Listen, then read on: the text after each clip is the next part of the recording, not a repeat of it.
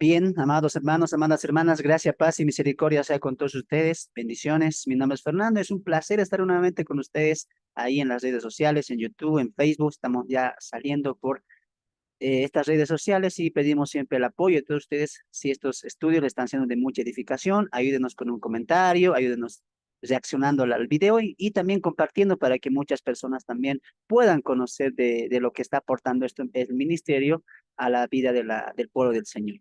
Muy bien, bienvenidos a la estructura, panorama y síntesis del Evangelio de Mateo. Hoy clase número 11. Estamos recorriendo la estructura y estamos sintetizando puntos importantes de nuestro recorrido y ya hemos visto cómo Mateo está aportando al panorama que es eh, mostrar a Jesús como el rey de los judíos. Así que comenzamos. Hemos finalizado con la justa retribución, ¿no es cierto? De la justa retribución. Y aquí veíamos que ya no había vuelta atrás, ¿no? Jesús ya iba a edificar su iglesia, en Mateo 16 ya había aclarado eso. Jesús anuncia que su muerte va a desarrollarse sí o sí, él va a dar su vida y va a instaurar el nuevo pacto. Vimos también que la nación de Israel será puesta aparte y su reino le será quitado, ¿no? Eso ya la justa retribución vino a ellos que han rechazado abiertamente al Mesías, ¿no? Ahora, vamos a ver algo importante que antes de entrar la división número 5, algo importante que es el desenlace de esta división, la encontramos en los capítulos 22 al 23, donde la sentencia está hecha sobre la casa de Israel. Y recuerde que ya como señal y muestra de que Israel ha sido rechazada, Jesús va a empezar a hablar en parábolas, cumpliendo así la profecía a aquellos hombres que iban a estar endurecidos a la verdad que Dios estaba reflejando en el nacimiento del Mesías, ¿no? Entonces, ya llegando al capítulo 22 y 23, vamos a ver parábolas las siguientes, ¿no? Por ejemplo, en el capítulo 21 vamos a ver, 20, perdón, la parábola de los sombreros de la viña, y vamos a ver en el capítulo 21 la parábola de los labradores malvados, juntamente el capítulo 22 con la parábola de las fiestas de bodas, ¿no?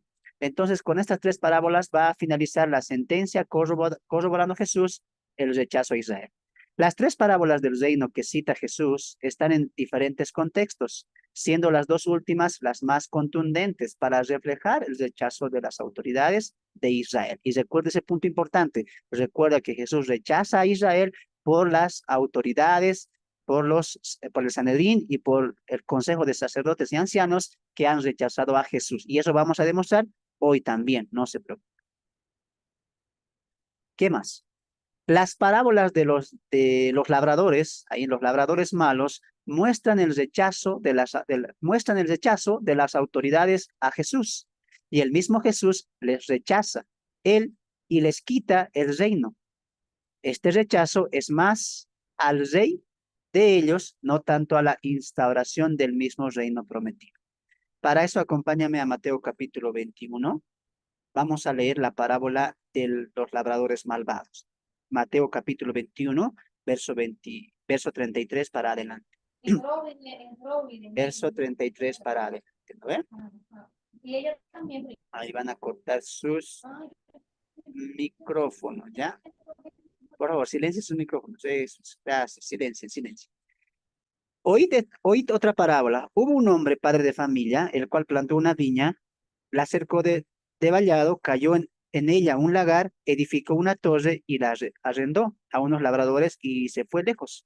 Y cuando se acercó el tiempo de los frutos, envió sus siervos a los labradores para que recibiesen sus frutos. Subraya la palabra fruto, por favor, en su Biblia. Subráyelo, ¿ya? Mas los labradores, tomando a los siervos, a uno golpearon, a otro mataron y a otro apedrearon. Envió de nuevo otros siervos más que los primeros e hicieron con ellos de la misma manera. E hicieron con ellos de la misma manera. Finalmente les envió su hijo diciendo, tendrá respeto por mi hijo, ¿no? Mas los labradores, cuando vieron al hijo, dijeron entre sí, este es el heredero, venid, matémosle y apoderémonos de su heredad. ¿Quiénes han hecho esto? Los labradores malos. Muy bien. Y tomándole le echaron fuera de la viña y le mataron. Cuando venga pues el señor de la viña, ¿qué hará con aquellos labradores? Hasta ahí hacemos una pausa, ¿ya? Un poquito veremos el trasfondo de esta parábola. Jesús está hablando desde el capítulo 20 y habla con los discípulos primeramente, y en el capítulo 21, verso 23, va a hablar con los sacerdotes. Se le acercan los sacerdotes, las autoridades, y le van a preguntar a Jesús, Jesús, ¿con qué autoridad estás predicando o estás enseñando? ¿Quién te dio esa autoridad? Jesús les hace otra pregunta a la cual ellos no pueden responder. Entonces, en ese sentido, el contexto es Jesús hablando con las autoridades. Tal vez alguien puede decir, hermano, ¿dónde está eso? No se preocupe, vamos a bajar y usted va a ver que sí está hablando con las autoridades. No está hablando con los discípulos, no está hablando con la multitud, no, aquí está hablando con las autoridades de Israel. Muy bien. Entonces, les da esta parábola de los labradores malos. Creo que hemos entendido la historia, ¿no? Labradores malos, no era su tierra, no era su estante, era de alguien que les ha alquilado y su trabajo de ellos era dar fruto en cuanto a esa tierra. Eso eran los encargados de edificar sembradío, ¿no? Y dar fruto al dueño de esa tierra. El dueño envía siervos para recoger la cosecha, no hay nada, envía algunos otros siervos, no hay nada, los matan los labradores, hasta que dice el dueño, yo creo que van a tener respeto de mi hijo. Hijo, tú ve a recoger los frutos. ¿Y qué hacen con su hijo? Igualmente lo matan. Y Jesús pregunta, ¿a quién pregunta, hermanos? A los fariseos, al Sanedrín, a los sacerdotes, a las autoridades. Y les dice, 40. Cuando venga pues el señor de la viña, qué les hará a aquellos labradores? ¿Y quiénes van a responder? Los fariseos. Escuche, responden ellos. 41. Le dijeron, a los malos destruirá sin misericordia y arrendará su viña a otros labradores que la paguen al fruto de su tiempo. ¿Han entendido la parábola? Sí. ¿Han entendido la historia triste de esa parábola? Hasta ellos mismos han sentido furor, ¿no? Celo por lo que ha pasado con esta historia. ¿Me dejo entender? Entonces, estamos viendo aquí que ellos mismos responden, ¿no? Y Jesús les pregunta, ¿ustedes qué harían? Y ellos responden, no, no, no, no, no. Es más, en Marcos va a decir, Dios mío, dice en Marcos capítulo 12, hablando de esta parábola, estos fariseos responden, Dios mío, ¿cómo es posible que hagan estos labradores? Y Jesús les pregunta, ¿y qué creen que va a hacer el dueño de la tierra? ¿Ustedes qué harían? Y los fariseos dicen, bueno, cuando venga el dueño, que los expulse a estos labradores malos, dicen ellos, ¿no? Que los expulse, que los destruya. Y mira eso, sin misericordia, dice, que los destruya sin misericordia. Y esa tierra, que él tiene esa piña, que lo dé a otros, dice, que los dé a otros labradores, para que sí le den el fruto que merece ese señor. Ahora Jesús en base a eso les dice, ¿nunca leísteis en las escrituras? Terrible para ellos, siendo fariseos, ¿no? Escribas. ¿Nunca han leído acaso que en las escrituras dice, la piedra que desecharon los edificadores ha venido a ser cabeza del ángulo? El Señor ha hecho esto y es cosa maravillosa a nuestros ojos. Por tanto, os digo que el reino de Dios será quitado de vosotros y será dado a gente que produzca los frutos de él, ¿no? Y el que cayere sobre esta piedra será quebrantado, y sobre quien ella cayere le desmenuzará.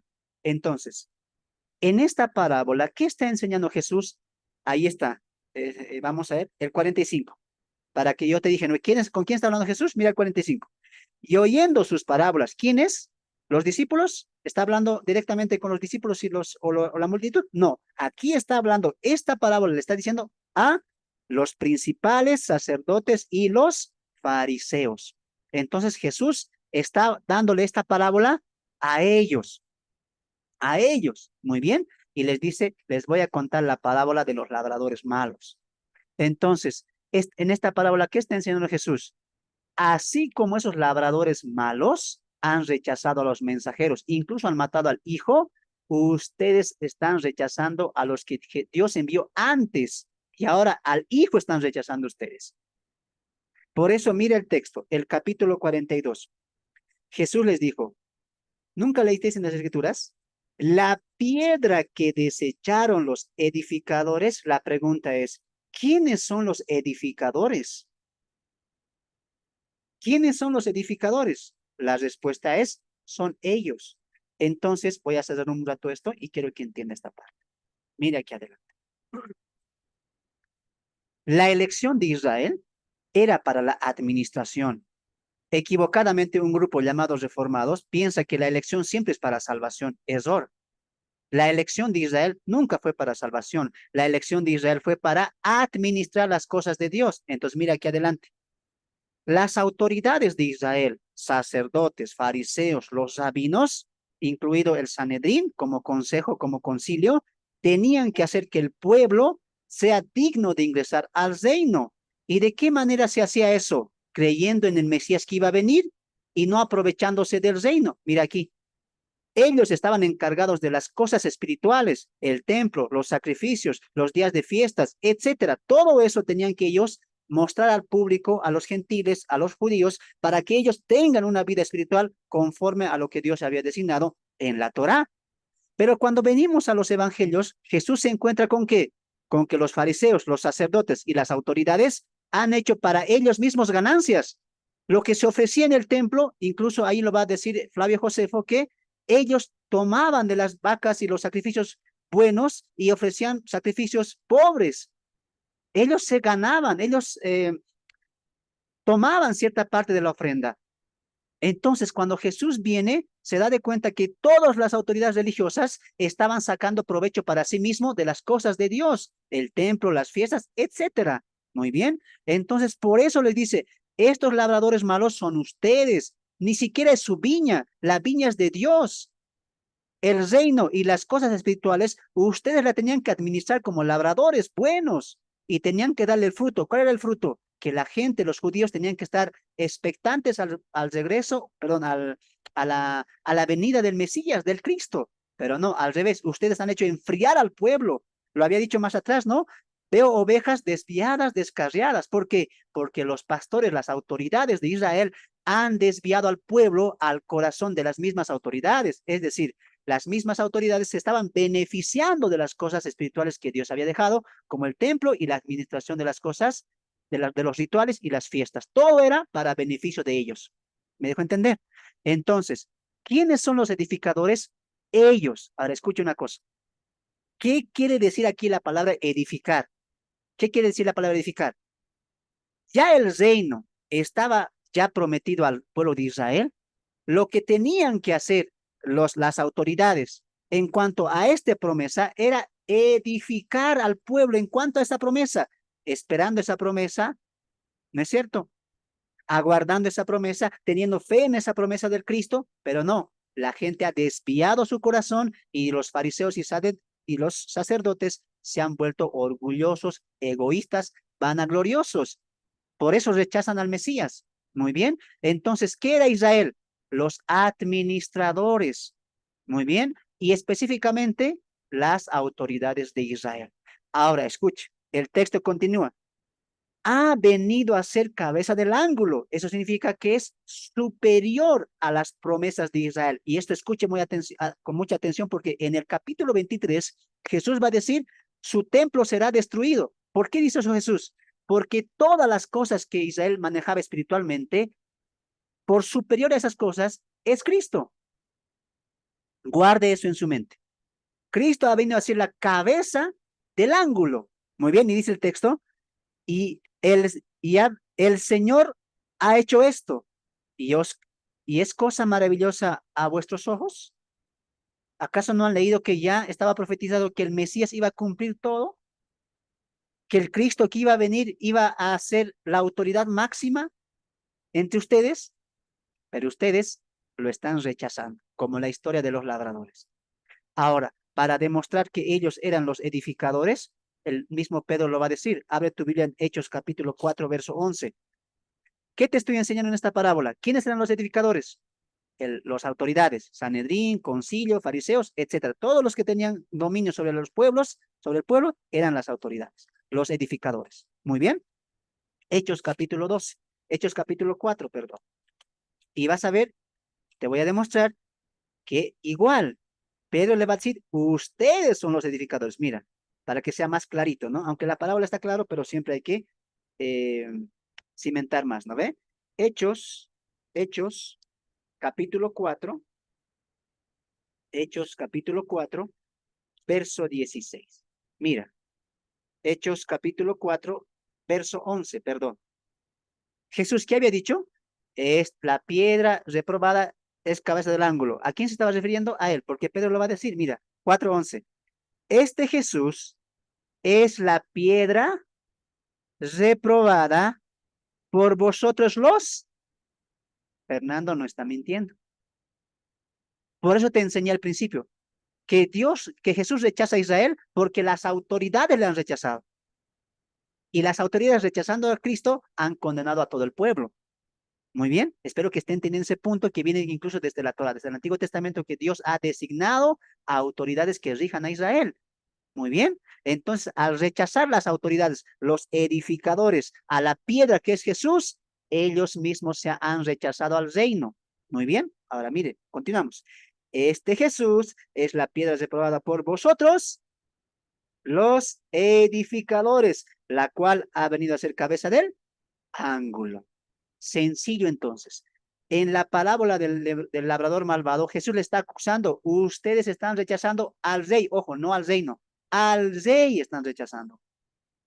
Y como rechazan al rey, pues no hay reino. El reino, y a continuación dice, volvamos al capítulo 21 de Mateo, capítulo 21, el texto dice, esta, la piedra que han desechado ustedes, ha venido a ser cabeza del ángulo. ¿Qué significa eso? Cabeza del ángulo. ¿Qué significa eso?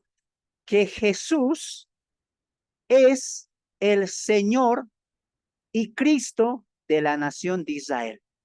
¿Dónde dice eso? Hechos capítulo 2, verso 36. A esto se refiere Pedro y Pedro está interpretando lo que Jesús dijo de manera eh, progresiva, pero lo está haciendo. ¿Qué dijo que era la piedra Jesús? La piedra que han desechado vino a ser cabeza del ángulo. Y mira lo que dice el 2:36. Sepa pues ciertísimamente toda subraya eso, por favor, subraya eso, la casa de Israel, que a este Jesús, a quien vosotros crucificasteis, Dios le ha hecho. Y el texto que dice, el Señor ha hecho esto, dice. Y Pedro, ¿qué dice? Dios le ha hecho Señor y Cristo. En pocas palabras, al Jesús que los fariseos están rechazando aquí en la escena del capítulo 21, ese Jesús, como él lo están viendo, Dios ya le ha hecho Señor, Kyrios, superior a toda Israel, es el Señor de Israel, y Cristo, el Mesías, el Cristo esperado. Entonces Jesús está diciendo, ustedes al rechazar al Hijo, están rechazando al que Dios designó como la máxima autoridad de ustedes y también a su Mesías. Ustedes están rechazando, eso les está diciendo. Muy bien. Por tanto, os digo que el reino de Dios será quitado de vosotros y será dado a gente que produzca los frutos de él, ¿no? Y el que cayere sobre esta piedra será quebrantado y sobre quien ella cayere la desmenuzará. Y oyendo sus parábolas, los principales sacerdotes y los fariseos entendieron que hablaba de ellos, pero al buscar cómo echar mano, temían al pueblo, porque éste le tenía por profeta. Claramente, entonces Jesús con esta parábola, ¿qué está demostrando? Han rechazado al rey. Por lo tanto, yo tenía que instaurar el reino, ese reino ya no es para ustedes. El reino ahora va a ser espiritual, dado a otro pueblo que produzca el fruto de ello. ¿Cuál era el fruto que tiene que producir? La siguiente parábola clara. Muy bien. Hermano, ¿cuál era el fruto de que tenía que dar los edificadores en cuanto al reino? Y ahí Jesús arremete con la siguiente parábola, que es la parábola de las fiestas de bodas. Veremos un momento, ¿les parece? Respondiendo Jesús le dijo esto a su rechazo, querían apedrearlo, querían matarlo, respondiendo a eso le dijo, les volvió a hablar en parábola, diciendo, el reino de los cielos es semejante a un rey que hizo fiesta de bodas a su hijo, y enviando a su siervo a llamar a los convidados a las bodas, mas estos no quisieron venir. Mire la ilación, rechazo, y sí, Jesús continúa esta misma ilación, no está yendo a otra parábola. Volvió a enviar otros siervos perdón, volvió a enviar, volvió a enviar a otros siervos ah, diciendo, decid a los convidados, he aquí he preparado mi comida, mis toros y animales, engordados, han sido muertos y todo está dispuesto, venid a las bodas. Mas ellos, sin hacer caso, se fueron uno a la labranza y otros a sus negocios. Y otro, tomando a los siervos, los afrentaron y los mataron. Al oír el rey se enojó y enviando sus ejércitos, destruyó aquellas homicidas y quemó su ciudad. Entonces dijo a sus siervos, las bodas a la verdad están preparadas, mas los que fueron convidados no eran dignos. Id pues a las salidas de los caminos y llamad a las bodas a cuantos halléis. Y saliendo los siervos por los caminos, juntaron a todos los que hallaron, juntamente malos y buenos, y las bodas fueron llenas de convidados. Y entró el rey para ver a los convidados, y vio allí un hombre que no estaba vestido de boda, y le dijo, amigo, ¿cómo entraste aquí sin ser vestido de boda? Mas él enmudeció. Entonces el rey dijo a los que servían, atadle de pies y manos y echadle en las tinieblas de afuera, allí será el lloro y el crujir de dientes. La pregunta es, ¿cómo continuaba la parábola? Número uno, ustedes han rechazado el reino. No han dado el fruto que el reino tenía que dar. ¿Y cuál era el fruto? Creer en el Mesías, aceptarle cuando Él venga. Ustedes no, lo rechazan, me rechazan, diría Jesús. Ahora dice, la siguiente parábola es para demostrar el fruto que evidencia que sí es un hijo del reino. Entonces, la clave en la parábola del capítulo 22 no es tanto quién era el rey, es Jesús, no es tanto el punto de Jesús eso. Usted no compare, el rey aquí es Dios y el hijo aquí es Jesús. No haga eso. Recuerda que Jesús está dando un punto. Ustedes, dice el 8, es la clave. Entonces dijo a sus siervos, esta es la clave de la parábola, las bodas a la verdad están preparadas, es decir, el reino ya está profetizado, Dios lo va a cumplir, mas los que fueron convidados, este es el punto, no eran dignos. ¿Por qué no eran dignos? Porque no estaban realizando frutos del reino. ¿Y el fruto del reino cuál es? El arrepentimiento, el acercamiento y después creer en el Mesías venidero. Lo va a decir el Juan el Bautista, ¿no ve? Arrepentíos y haced frutos dignos de arrepentimiento. Porque Juan el Bautista, para que la gente ingrese al reino, ¿qué estaba predicando? Arrepiéntanse de su pecado y vuelvan a Dios y esperen al Mesías que ha de venir, del cual yo no soy digno de atar los calzados, diría Juan. ¿No es cierto? Ahora, mira, vamos al contexto y vamos a ver la parábola de los dos hijos en el capítulo 21, verso 28. Pero, ¿qué os parece? Un hombre tenía dos hijos y acercando el primero le dijo, hijo, ve hoy a trabajar en mi viña. Respondiendo él dijo, no quiero, pero después arrepentido fue, subraya esa palabra arrepentido. Y acercándose el otro le dijo de la misma manera y respondiendo él dijo, sí, señor, voy, y no fue. Esto le está preguntando a los fariseos, a las autoridades. ¿Cuál de los dos hizo la voluntad de su padre? Dijeron ellos, el primero. Jesús les dijo, de cierto os digo que los publicanos y las rameras, ahora mira lo que te dije, van delante de vosotros al reino de Dios. La pregunta es, ¿por qué los pecadores, las rameras, van delante que los mismos fariseos? Porque han creído. Ese es el fruto, el arrepentimiento y creer en el Mesías, cosa que los fariseos, las autoridades, no estaban haciendo. Pero continuemos para que tú más vayas entendiendo esta porción. Verso 32. Porque vino a vosotros Juan en camino de justicia y no le, subraya eso, y no le creísteis. Pero los publicanos y las rameras, ¿qué dice el texto? Le creyeron. Entonces Jesús está utilizando la palabra de las fiestas de bodas para dar un punto. Ustedes no son dignos. Simplemente es eso. No hay que exagerar en las parábolas. No exagere. No está hablando aquí de Dios, tampoco está hablando del Hijo que es Cristo. Solamente Jesús está dando a una historia. Nada más. Muy bien. ¿Y el punto cuál es? Ustedes no son dignos. ¿Y por qué no somos dignos? Porque no creen en el reino. Ustedes han hecho su propio reino acá. Fariseos, saduceos, Sanedrín, han hecho su propio reino. Ustedes, egoístas, confundiendo y pervirtiendo el verdadero reino que iba a venir con el Mesías. Muy bien. Entonces, con este rechazo, Jesús nuevamente confirma el rechazo de ellos para con el Cristo. ¿No es cierto? Están rechazando al Rey. El capítulo 23 de Mateo es la acusación que hace Jesús a los fariseos, mostrándoles el corazón de esa generación, la cual iba a rechazar el Rey. Entonces, avanzamos un poco y llegamos al capítulo 23, ¿no es cierto? Interesante porque en el contexto, primeramente, los sacerdotes no se quedan así, ¿no? Ni los fariseos.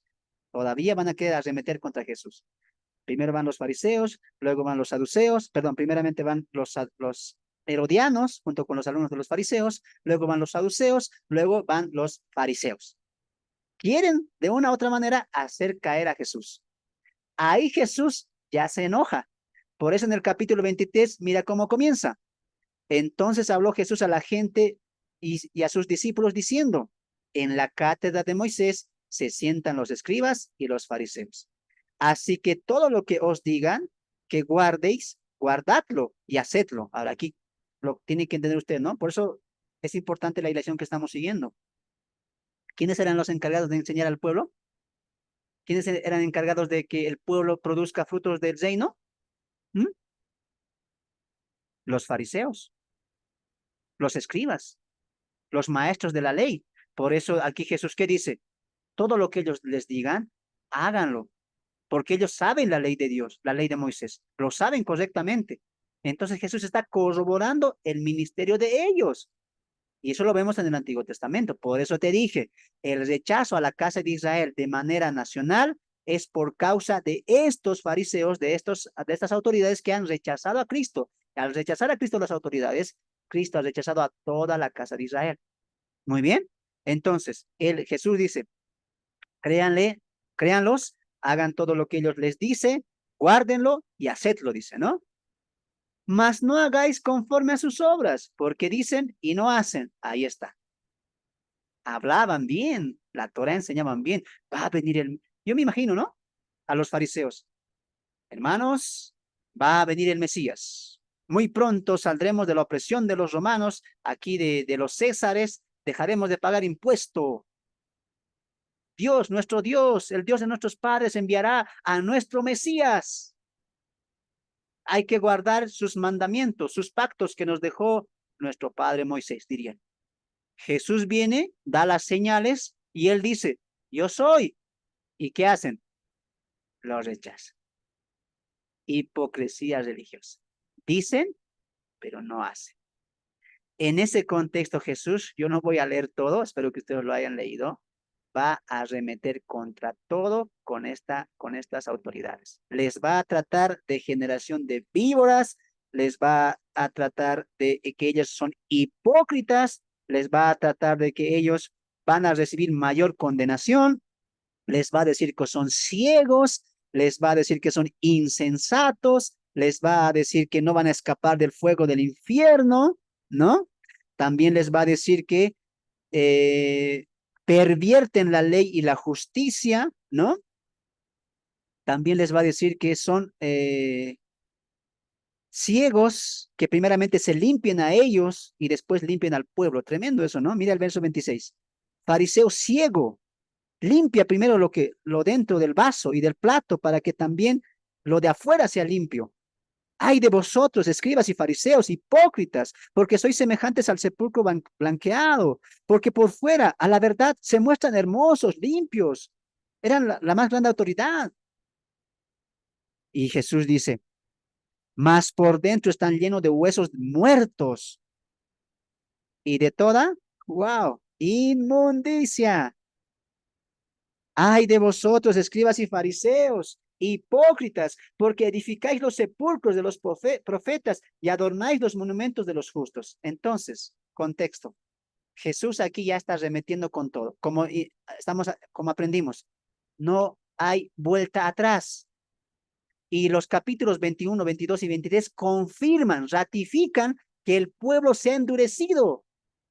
Las autoridades no van a aceptar a Jesús.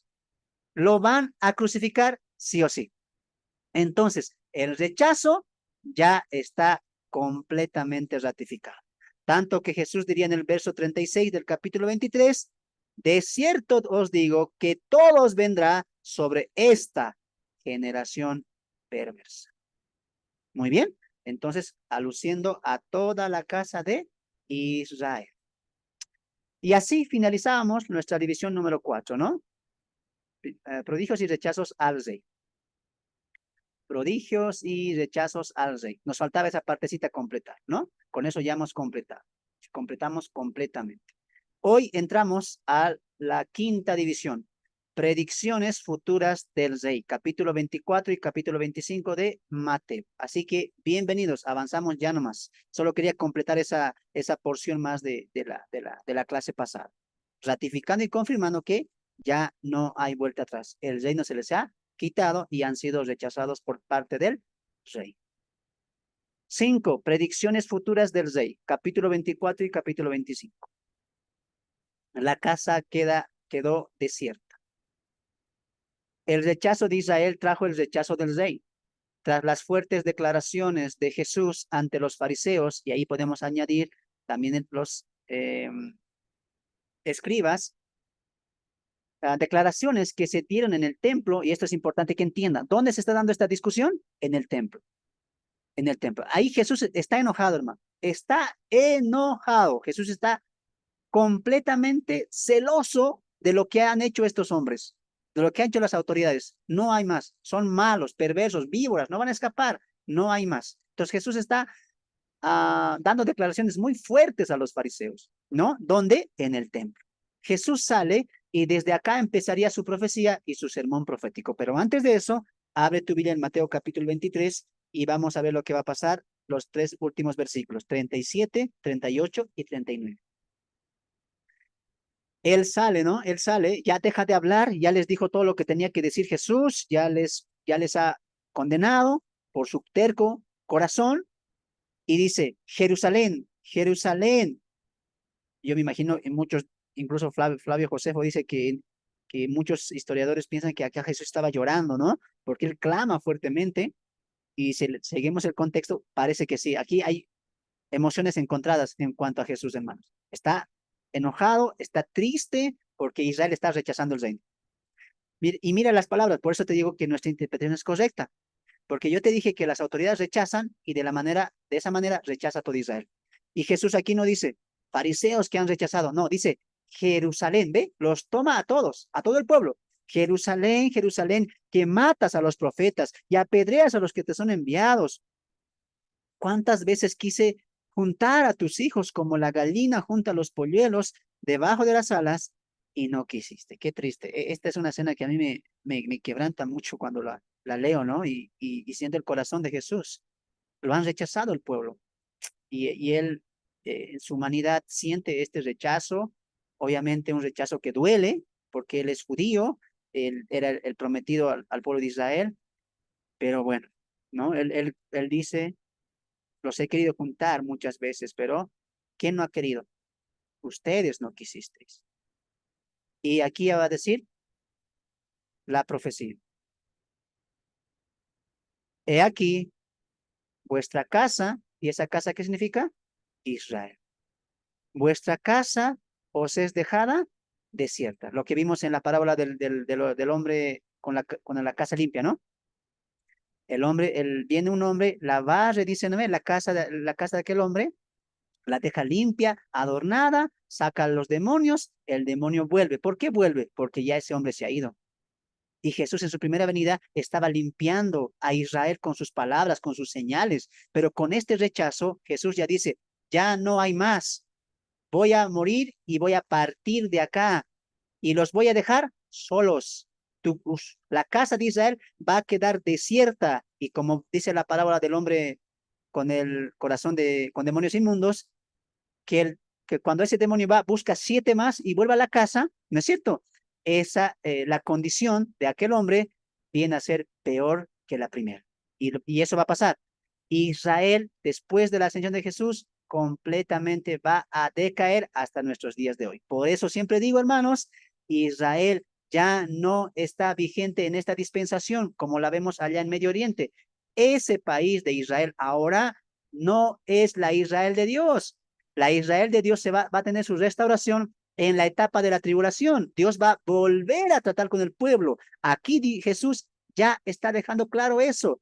Vuestra casa os dejará desierta. Y mira lo que dice el 38. ¿Por qué os digo que desde ahora, qué ahora? Desde este rechazo, no me veréis hasta que digáis, bendito el que viene en el nombre del Señor. ¿Cuándo sucede eso?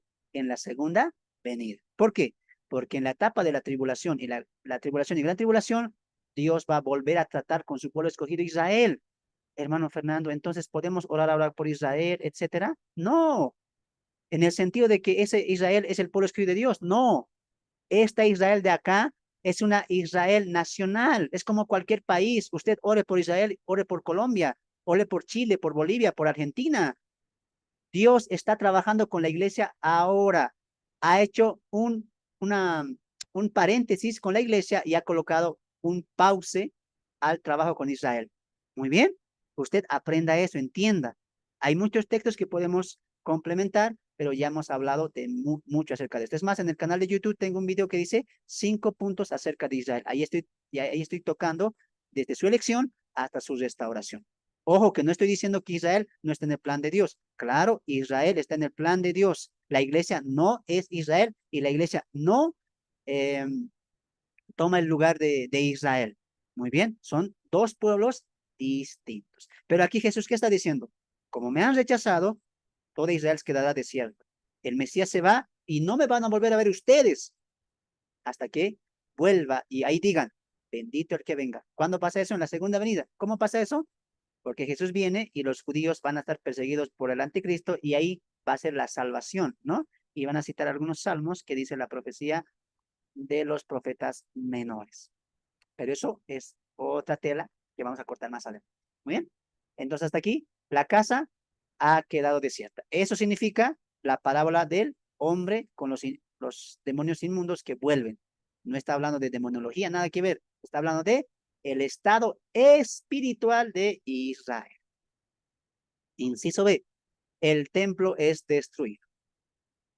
La predicción de la destrucción del templo, la destrucción de este templo, fue un juicio a su vida religiosa, centrada en ellos, validando más el templo que al Mesías. Ahora, esto estaba reflejado también que la presencia de Dios ahora está en el Cristo. Voy a explicar esto con calma, ¿no? Mil disculpas por la diapositiva, lo he hecho muy apresurado, pido disculpas, pero yo sé que pueden entender, ¿no? Si hay necesidad que cambien esas palabras, háganlo, ¿ya? Repito, disculpas por la diapositiva, no, lo he hecho de manera rápida, ¿no? Para que tengamos también un enfoque a lo que estamos viendo. Mateo capítulo 24. Jesús acaba dando la profecía de que él deja a Israel. Y el 24.1 dice, cuando Jesús salió del templo, ahí está, lo que te dije, ¿dónde era la discusión? En el templo. Y se acercaron sus discípulos para mostrarles los edificios del templo, ¿no? Respondiendo, él les dijo, yo no sé por qué hicieron esto, ¿no? Y yo pienso que tal vez vieron a Jesús, al maestro muy enojado, tal vez estaba con algunas lágrimas, quebrantado de espíritu, y tal vez le dijeron, ¿no? Para alegrar su corazón, Jesús, mira nuestro templo, es hermoso, es el templo más hermoso desde el primer templo que tenemos. Ahí Jesús arremete con el templo, ¿no? Y les dice, verso 2, respondiendo él les dijo, ¿veis todo esto? De cierto os digo que no quedará aquí piedra sobre piedra que no sea derribada. Ahora esto es importante porque esto que hacen los discípulos corrobora también lo que están haciendo los fariseos. Entonces quiero que ponga atención a esto. El Cristo que iba a venir, el Mesías que iba a venir, era superior al templo.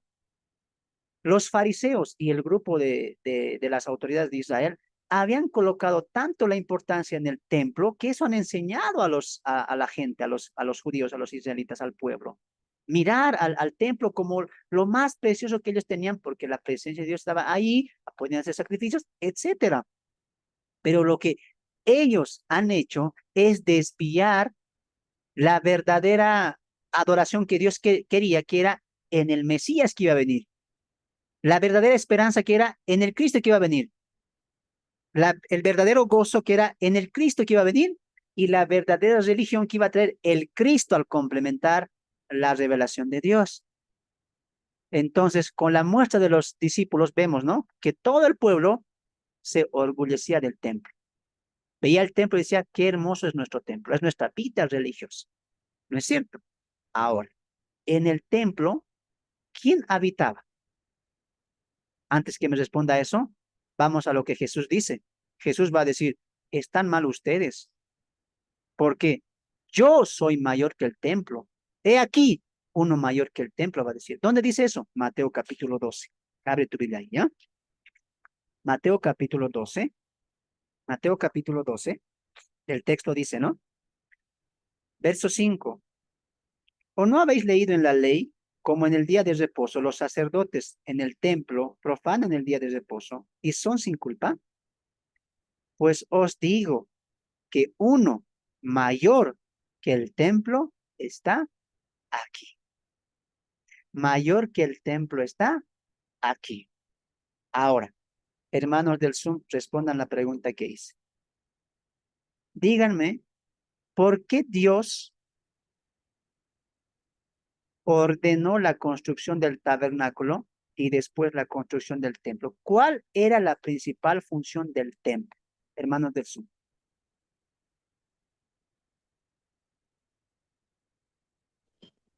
Para mí es la presencia de Dios en ese lugar, donde la congregación o el pueblo se reunía para, para adorarlo.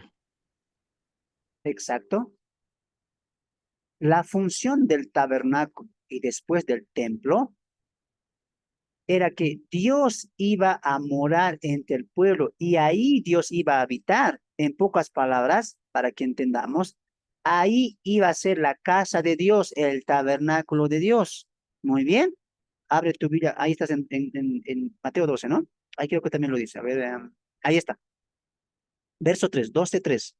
Pero él les dijo, ¿no habéis leído lo que hizo David cuando él y los que él estaban tuvieron hambre? ¿Cómo entró a la casa de Dios? Entonces, el templo tenía la función de que ahí iba a habitar la presencia del Dios de Israel, que esa iba a ser su tabernáculo, su casa, su morada iba a ser. Pero con la revelación de Jesús, ¿qué estamos viendo ya con Pablo más claramente? Que en Jesús habitaba ya Dios. A ver, quiero explicar esto con calmita. Muy bien, mira aquí adelante. Antes de que Jesús venga, Dios el Padre o el Dios de Israel o Jehová para ellos, ¿dónde habitaba? En el templo, ¿no es cierto? Ahí habitaba. Pero la profecía de Isaías, ¿qué dice? Nacerá un niño y le colocarán su nombre Emmanuel, que significa Dios entre nosotros. Entonces, mira aquí adelante. Cuando Dios le dice a Moisés, Moisés, construye un tabernáculo así, de estas medidas, así de alto, con este material, el propósito, ¿cuál era? Yo quiero estar en medio de ustedes. Quiero habitar entre ustedes, dice Dios. Dios quiso estar con su pueblo, lo dice Éxodo. Muy bien.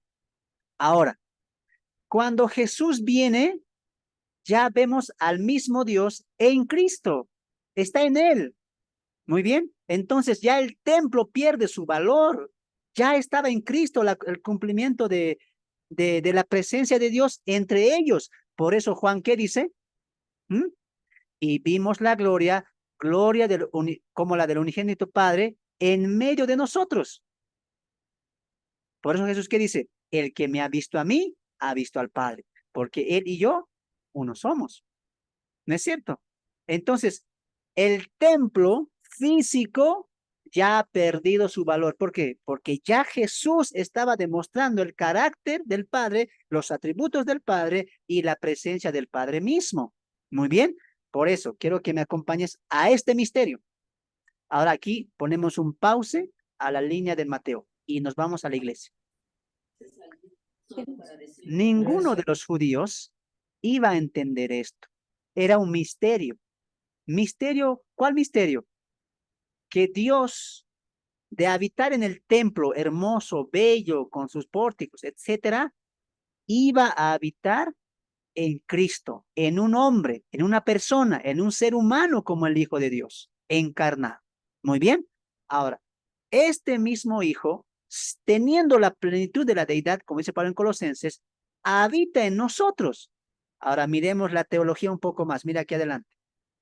Avanza la teología y nuestro Dios es un Dios que se quiere comunicar con su creación, que quiere habitar entre su pueblo, que le gusta estar entre su pueblo. Así es nuestro Dios. Muy bien. Para eso, Él mismo dice, háganmelo un tabernáculo. Ahí voy a venir a morar. Muy bien. Ahí voy a venir a morar. Y ahí ustedes se pueden encontrar conmigo. Muy bien. Pero eso era una sombra, una figura de que Él iba a mandar al Cristo, en el cual Él iba a estar también. Muy bien. Ahora, de este Cristo, de este Mesías, nos vamos a la iglesia. Ahora, ¿Dios dónde habita? En el creyente, en nosotros. Nosotros somos ahora el tabernáculo de Dios, del Espíritu Santo. Abre tu vida en primera Juan, en Juan,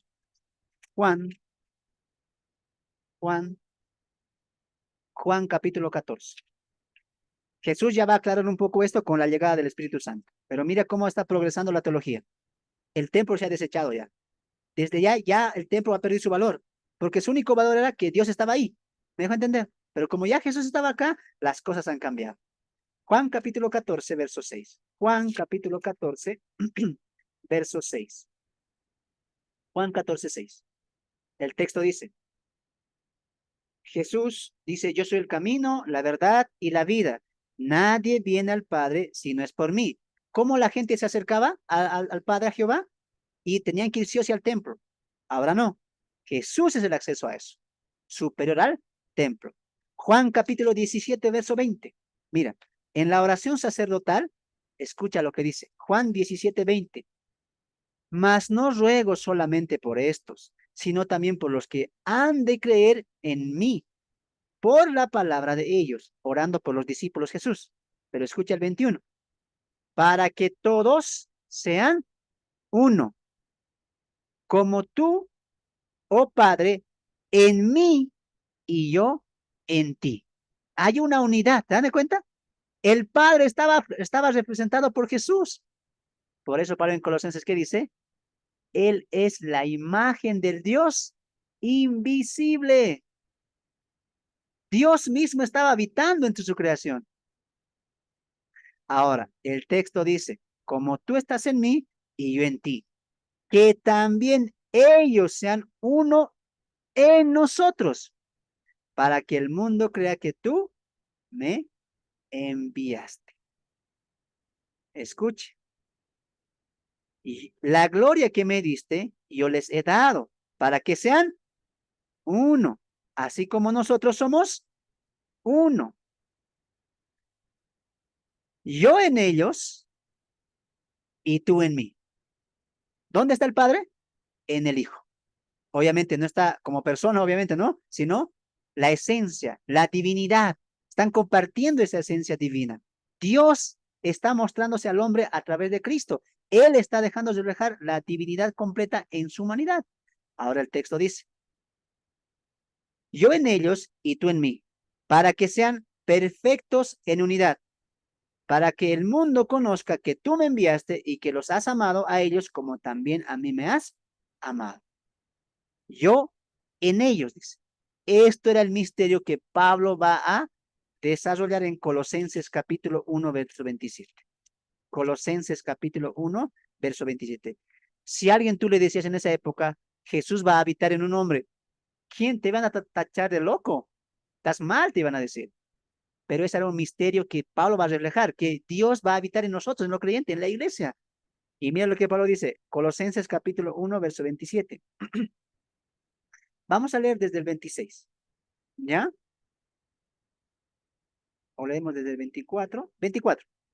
Ahora me gozo en lo que padezco por vosotros y cumplo en mi carne lo que falta de las aflicciones de Cristo por su cuerpo, que es la iglesia, de la cual fui hecho ministro según la administración de Dios que me fue dada para con vosotros, para que anuncie cumplidamente la palabra de Dios. ¿Y qué va a anunciar? El misterio que había estado oculto desde los siglos. Dios quería demostrar algo en la línea teológica desde el tabernáculo. Mira, pero que ahora ha sido manifestado a sus santos. ¿Cuál es el misterio, Pablo? Dinos. Muy bien, verso 27. A quienes Dios quiso dar a conocer las riquezas de la gloria de este misterio entre los gentiles. Y aquí está el misterio. ¿Qué es Cristo? En vosotros, ¿m? La esperanza de gloria. Entonces, el tabernáculo ha perdido su función espiritual. ¿Cuál era? Dios quería habitar en su pueblo. Ahora viene Cristo y en él estamos viendo reflejado al Padre y toda la divinidad. Y esta misma divinidad vive en nosotros. Por eso ahora el templo, ¿cuál es? La iglesia, el cuerpo espiritual. Prohibido que a tu congregación donde tú asistes le llames así, ¿no ve? La casa de Dios.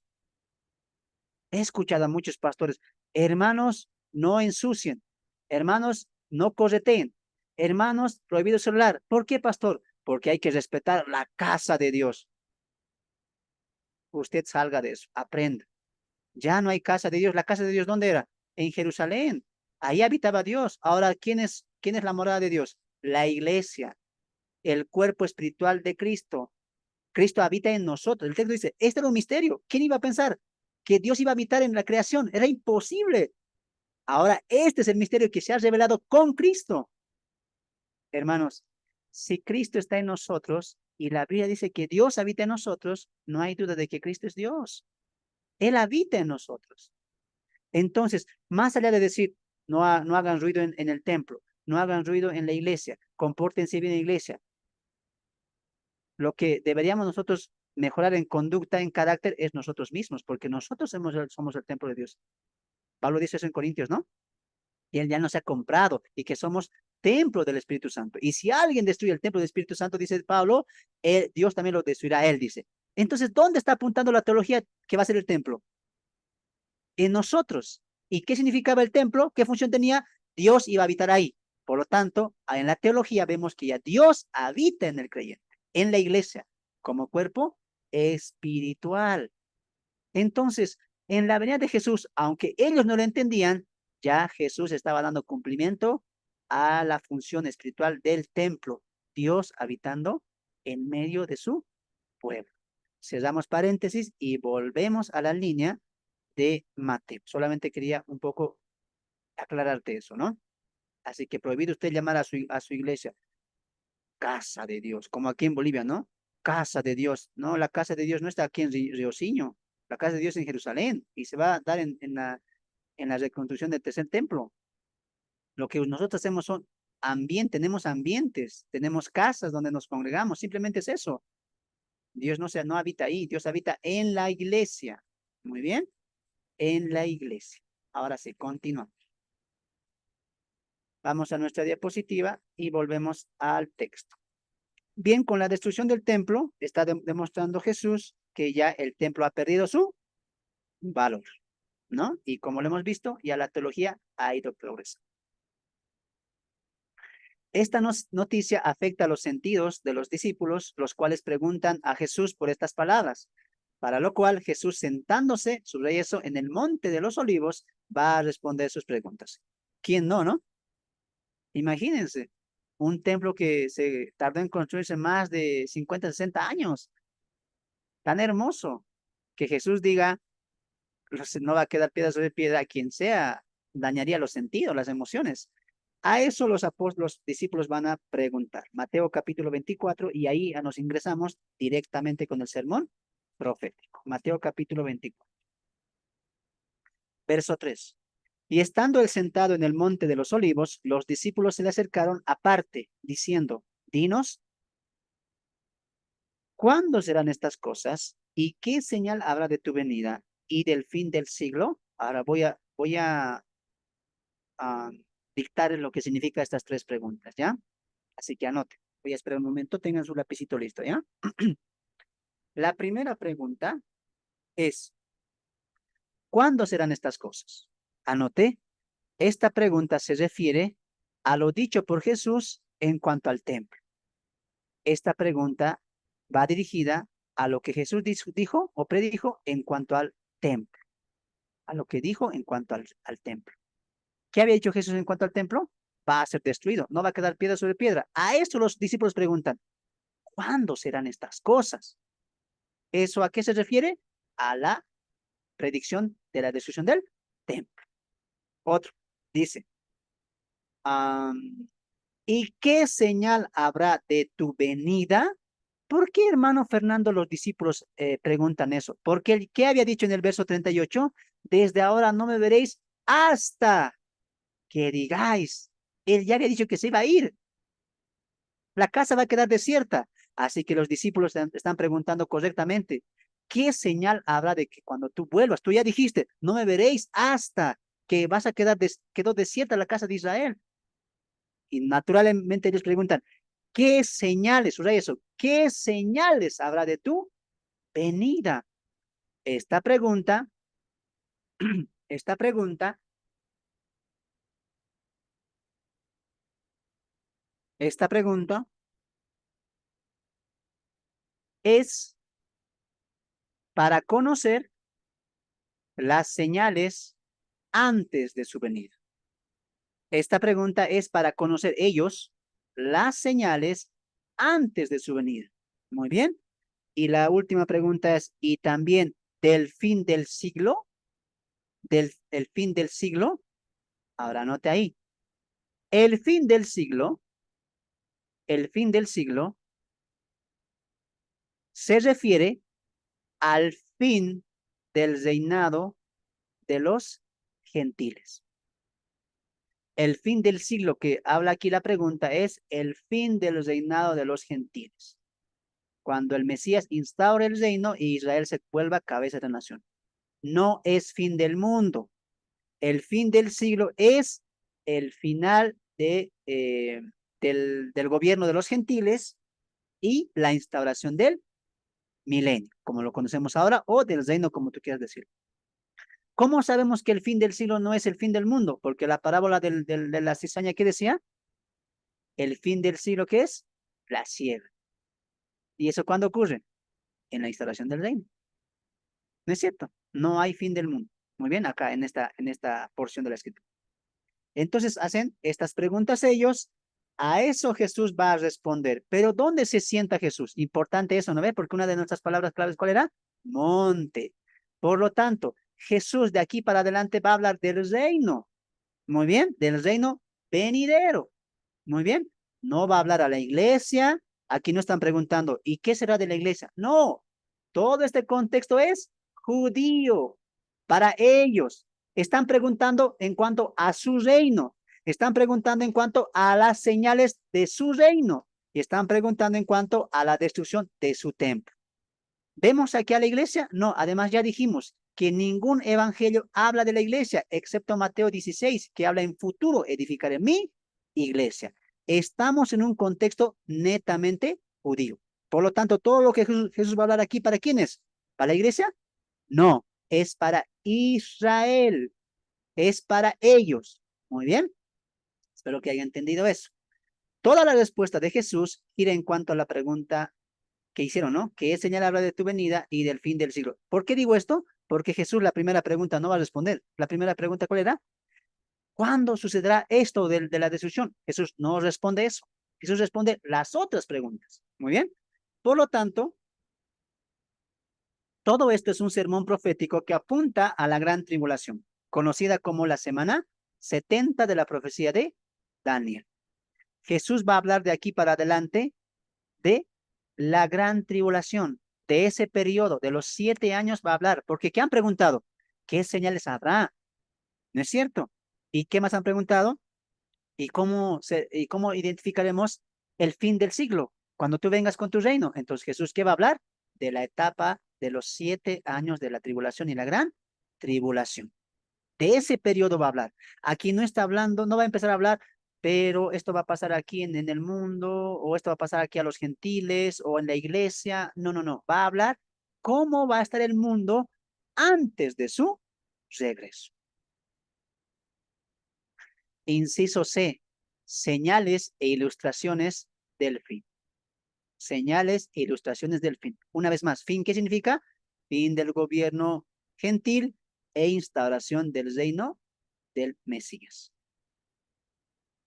Ante estas preguntas, Jesús mostrará las señales y posteriormente usará algunas ilustraciones para referirse a este tipo de juicios. Después vamos a ver las ilustraciones, pero ahora veremos las señales. 1. Señales de conflicto político, social, religioso. Del verso 4 al verso 13, Jesús va a decir, ¿no? Porque vendrá nación contra nación, reino contra reino, habrá pestes, hambres, terremotos. Está hablando de la condición de a ese tiempo, de esos 7 años. No está hablando de que en el 2012, en el 1940 y tantos, en el 2020 va, no está hablando, está hablando específicamente de un tiempo de los 7 años de tribulación y gran tribulación. Muy bien, repito, está hablando del reino, no está hablando de cómo va a estar el mundo antes de, en el sentido de tiempo hasta que empiece los 7 años. Él va a hablar de las señales antes del reino, y antes del reino vemos 7 años de tribulación y gran tribulación. Entonces va a haber conflicto político, social, religioso. ¿Todo esto dónde se cumple? En la etapa de la tribulación. Muy bien, si hay preguntitas, al final voy a responder porque tengo tres textos tengo para corroborar esta verdad. Muy bien, pero no lo hago esto porque ya me han escuchado, yo sé que ya me han escuchado predicar mucho de Mateo 24. Y si no, aquí a los que están escuchando por primera vez, les recomiendo, tengo en el canal de YouTube 3 o 4 videos que estoy hablando de el contexto de Mateo 24 y ahí sí me estoy explayando. Ahí sí me estoy explayando con textos, estoy tocando el texto, a qué apunta, estoy citando la semana 70, así que ya tenemos un video completo ahí en el canal de YouTube, creo que titula Estudio a Mateo 24. Muy bien. 2. Señales de gracia de Dios, ¿no? En el verso 14 nos dice que y será predicado el evangelio de él, claro, ¿no? Hermano, vamos nosotros a pasar la tribulación. ¿Por qué? Porque tenemos que predicar. El texto dice que tiene que ser predicado el evangelio a todo el mundo. Pero, hermano, ¿dice ahí el evangelio de la gracia o el evangelio del reino? El reino va a ser predicado. ¿Cuál reino? El reino milenial de Jesús, prometido a los judíos, porque el reino está prometido a ellos. Ellos van a establecer el reino con su Mesías, con su Cristo. Por eso el contexto es judío. Usted tiene que diferenciar el evangelio del reino y el evangelio de la gracia que hoy predica la iglesia. El evangelio del reino, ¿cuál es? Cristo vendrá, nuestro Mesías vendrá, gobernará. ¿No es cierto? Según las profecías de Joel y Malaquías, va a acabar con nuestros enemigos y vamos a instaurar el reino e Israel será cabeza de naciones y nuestro Mesías desde Jerusalén va a gobernar las naciones. Ese es el mensaje del reino. Pero el mensaje de la iglesia, ¿cuál es? Cristo murió por tus pecados. En su sangre hay perdón de pecados. Si tú crees que Jesús vino, murió y fue sepultado y resucitó, tú eres salvo. Ven a mi iglesia, disipúlate. Ven a mi iglesia y congreguemos, prediquemos el evangelio, sal y predica el evangelio. Eso es lo que la iglesia hoy predica. Nosotros no predicamos el evangelio del reino, predicamos el evangelio de la gracia. ¿Me dejo entender? Hay que entender mucho eso. Repito una vez más, todo esto ya aclaré. Puede ir usted a ver el video que tengo ahí, ya con textos y más soporte le doy con los pasajes, ¿no? Esto solamente es algo estructural. 3. Señales de intensidad de aquellos días. Del verso 14 al 22, Jesús va a hablar de la abominación desoladora, de la persecución que va a hacer este personaje y cómo Israel tiene que ser, tiene que escapar, tiene que alejarse, ¿no es cierto? Porque la persecución va a ser intensa, ¿no? Por eso Jesús diría, el que esté en la azotea no descienda a tomar algo de su casa, el que esté en el campo no vuelva a tomar algo de su casa. Muy bien. Además, Jesús añade, el que lee al profeta Daniel, entienda. Jesús, ¿a dónde te está mandando? A leer a Daniel. ¿Y Daniel de qué va a hablar?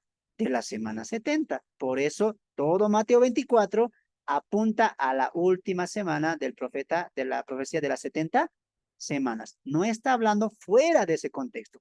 Todo lo que está hablando Jesús desde el versículo 4 para adelante va a ocurrir y se va a cumplir en los 7 años profetizados por el profeta Daniel.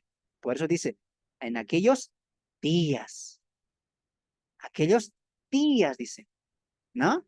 Atribuyendo a la semana 70, ¿no?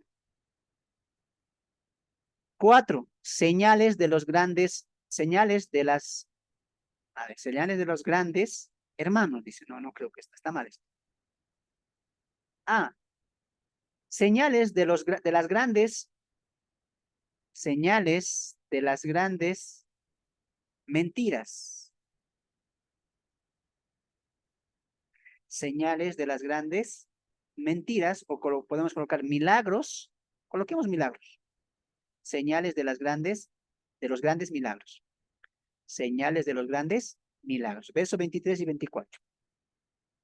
Entonces, si alguno os dijere, mirad, aquí está el Cristo, o mirad, ahí está, no lo creáis, porque se levantarán falsos cristos y falsos profetas y harán grandes señales y prodigios de tal manera que engañarán, si fuese posible, aún a los escogidos. ¿Quiénes son estos escogidos? No es la iglesia, tampoco es Israel. Muy bien, tampoco es Israel como pueblo. Ahí está hablando de del remanente de Israel. Pero ojo, no dice que los va a engañar. Dice, si fuese posible, no está afirmando, los va a engañar, como he escuchado, ¿no? Hermano, el anticristo va a engañar a los escogidos, la iglesia. No, estos escogidos no son la iglesia y además no dice que les van a engañar. Si fuese posible, dice. Ahora, ¿por qué dice si fuese posible? El punto de Jesús es demostrar la intensidad de estos grandes milagros que van a hacer los falsos profetas, los cuales van a engañar. Y eso se corrobora también por la escatología bíblica. Te lo demuestro. Abre tu Biblia en Apocalipsis capítulo 13. Luego te llevo a una epístola de Pablo, ¿ya? Entonces, el más grande engaño que van a hacer el falso profeta y el anticristo en esta época ya va a ser los prodigios y las señales. Apocalipsis capítulo 13, nos tenemos que apurar. Apocalipsis capítulo 13, Apocalipsis capítulo 13, verso 13. Vamos a ver desde el 12. Desde el 11, ¿ya? Después vi otra vez bestia que subía de la tierra y tenía 2 cuernos semejantes a los de un cordero, pero hablaba como dragón y ejercía toda la autoridad de la primera bestia en presencia de ella. ¿Quién sería este personaje? El falso profeta. Muy bien.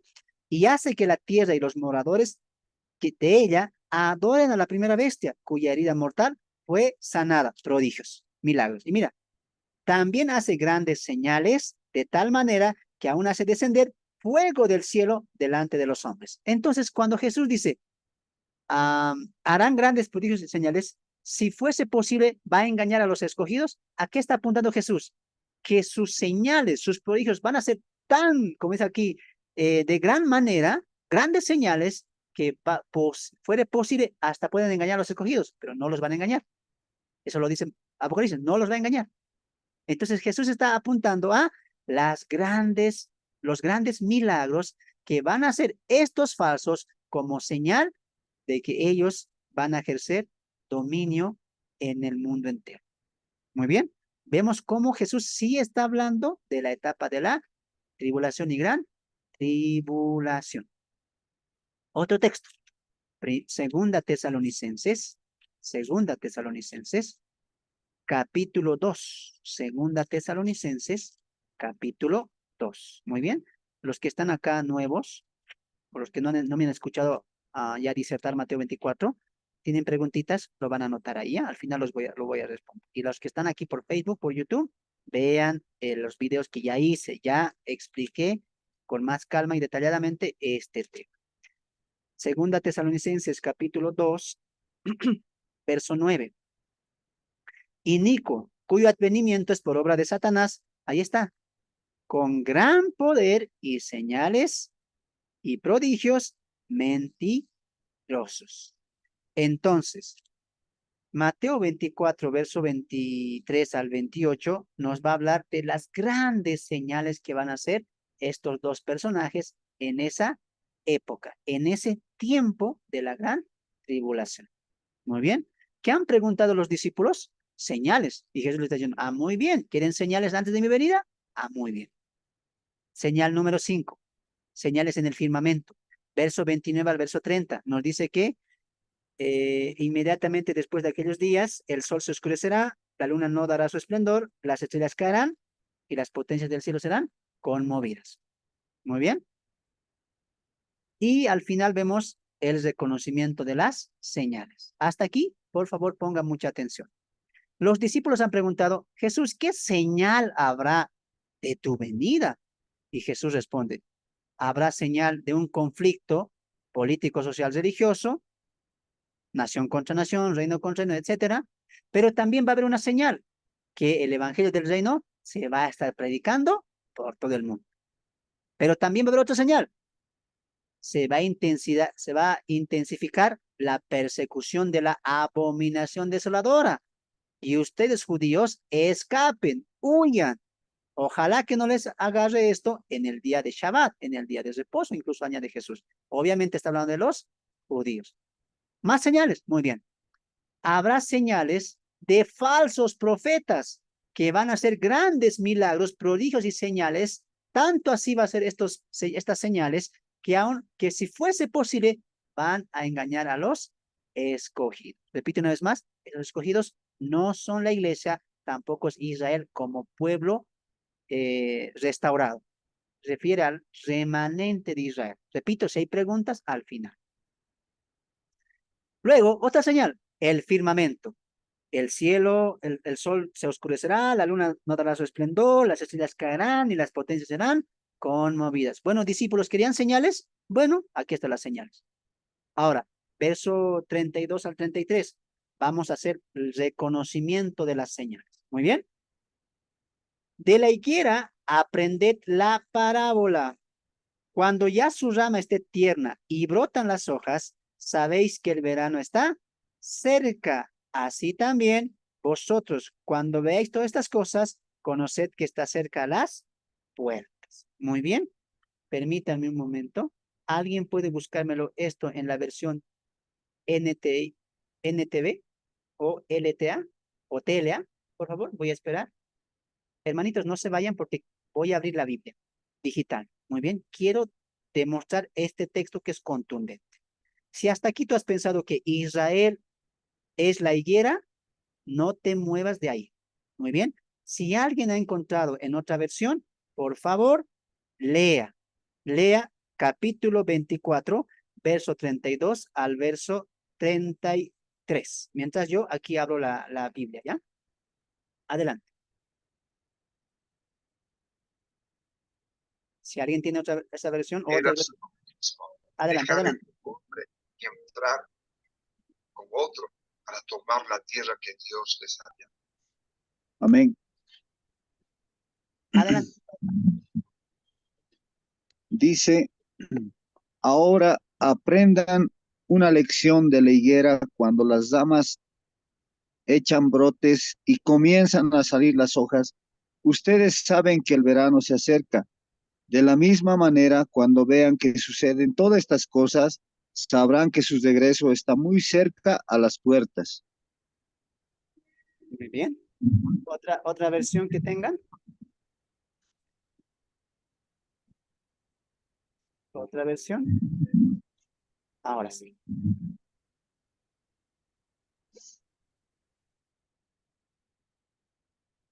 Muy bien. Yo, Adelante. Pastor, buenas noches. Dios habla hoy. Dice, aprendan esta enseñanza de la higuera. Cuando sus ramas se ponen tiernas y brotan sus hojas, se dan cuenta ustedes de que ya el verano está cerca.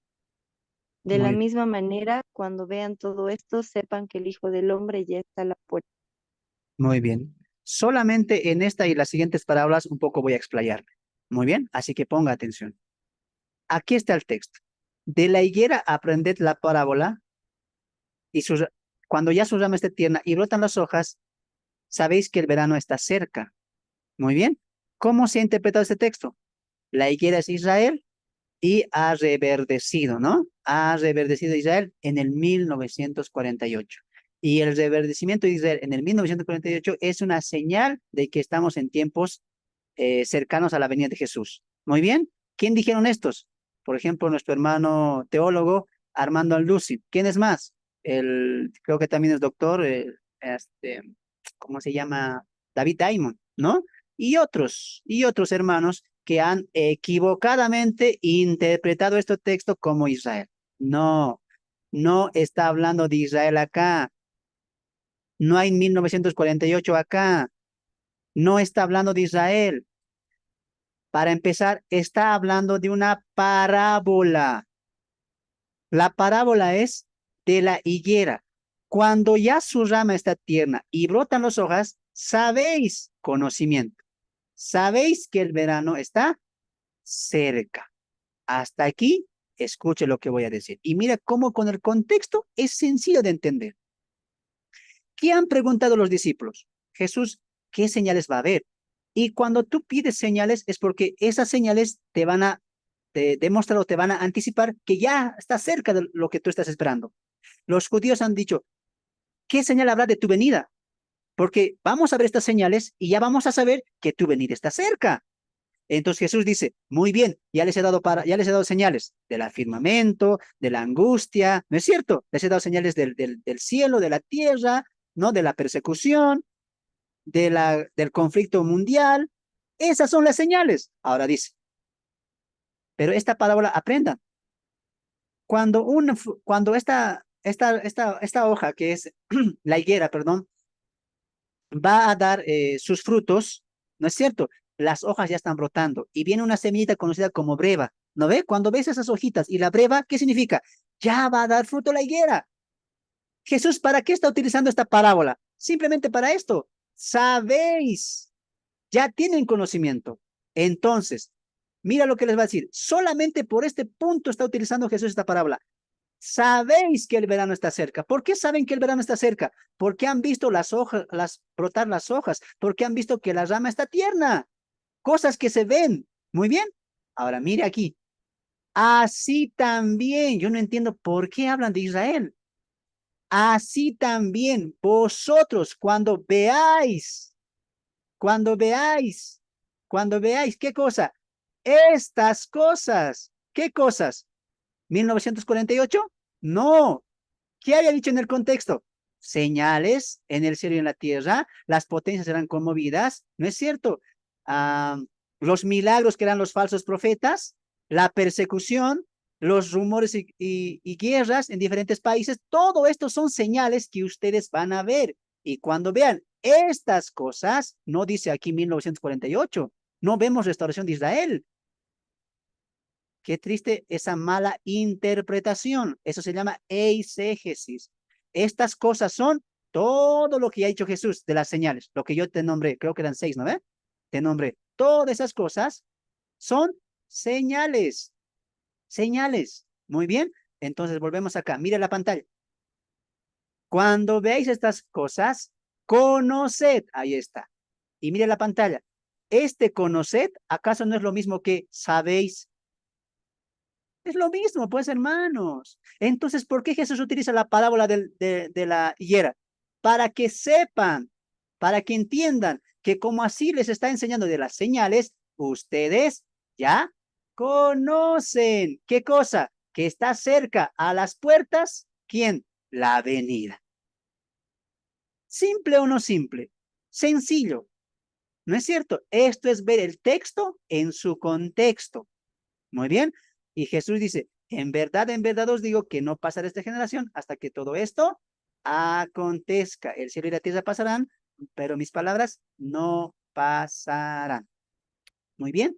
Solamente hasta aquí voy a aceptar interrupciones. ¿Ya? Porque tal vez alguien quiere preguntar. ¿Alguna pregunta del capítulo 24, 32 al 33? Estoy confirmando y vuelvo a ratificar. No habla de Israel, no habla de 1948. ¿Alguien quiere preguntar en cuanto a estos dos versículos del Zoom? Puede prender su micrófono. Si no hay, continuamos.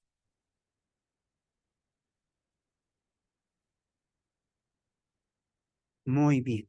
Ya, los hermanos son antiguos, entonces. Ya, adelante. Adelante, adelante, hermanito. El 34, cuando habla de esta generación. Hermano, estamos en el verso 33 y 32. Dije, Bien, bien. ¿quiénes quieren saber de esta parábola? Muy bien. Sí, Este es bien, gracias. ¿Alguien? ¿Alguien que diga, no, hermano, es Israel? ¿Alguien que quiera defender que es Israel en 1948? Puede prender su micrófono o tal vez tiene algún texto que le han citado. Muy bien. No hay más. Entonces, quería demostrar eso, ¿no? Que también ya lo demostré con varios sustentos bíblicos. Ahora, ¿en qué punto estamos? En el reconocimiento de las señales. Y aquí usted tiene que poner mucha importancia. Un momento, voy a dejar de compartir porque quiero explicar y ya la batería está acabando. Así que pide aquí adelante. En esta última parte, Jesús va a decir, señales e ilustraciones. Son dos cosas distintas. Jesús va a utilizar señales antes de su venida y va a utilizar ilustraciones en cuanto al tiempo de su venida. Ponga mucha atención. Entonces, en cuanto a sus señales antes de su venida, ya no se ha dicho. Conflictos, matanza, persecución, falsos milagros, falsos maestros, en la tierra, el sol, la luna, las estrellas van a tener una convulsión. Y Jesús dice, discípulos, hey, me han preguntado cuáles son las señales, ¿no es cierto? Sí, aquí está, aquí está. Y discípulos, cuando una higuera va a dar fruto, ¿qué pasa? La hoja está bien, empieza a dar pruebas, etcétera, ¿no ve? Las ramas están tiernas, muy bien. Y cuando ustedes ven eso, ¿qué concluyen? Ya viene el fruto, ¿no es cierto? Y Jesús dice, así también, cuando veáis estas cosas, estas señales, sabed que la venida está cerca. Con eso, con este punto, Jesús, ¿qué ha concluido? Señales. Muy bien, anote ahí entonces. Hasta el verso 34, 33, Jesús ha concluido con las señales. De aquí para adelante Jesús va a hablar ilustraciones o parábolas también. Va a utilizar un sentido, un recurso literario, alegórico. Va a usar ilustraciones. Repito una vez más. Hasta aquí el verso 34, 33. Jesús, ¿qué ha dicho? Señales.